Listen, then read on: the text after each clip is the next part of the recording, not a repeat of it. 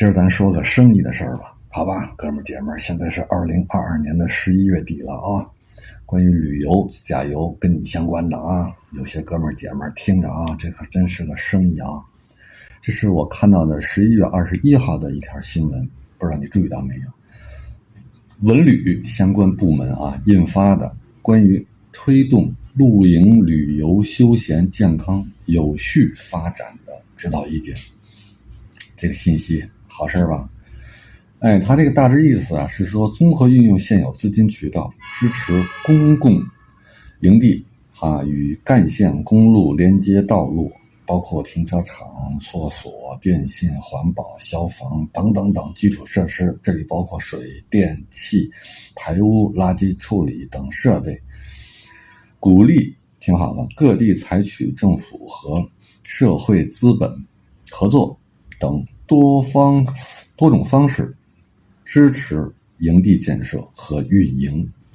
搜索就这个新闻啊，这是文旅相关部门发动的啊。记得呢，2周以前我好像录过一个视频，是吧？车友们旅游爱好者总结出来的8条，是吧？为什么有些人做营地露营地做得好，有些人能赚到钱，有些人就不会做，只做其表，干不了多久就完了。这真的是个好事，我跟你们说。所以说有这种资源的不管您是社会资源还是您就在其位的，这可是个好消息啊！我现在呢在成都的市区里因为我那个院子在龙泉驿区，现在那块暂时进不去，都懂是吧？因为这个原因，你看现在我都不说他们了，我得拿一个东西，我也把这词儿说出来，这机器人又来劲了。我跟你们说，咱们的车友里面藏龙卧虎，真的什么人都有，真的特棒。昨天吧，有几个申请加我微的，我给通过了。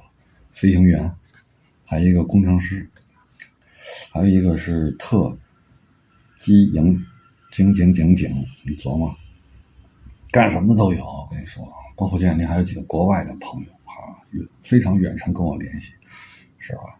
他跟我发私信，估计得倒时差，知道吗？得到点了，我得赶紧下楼捅喉咙。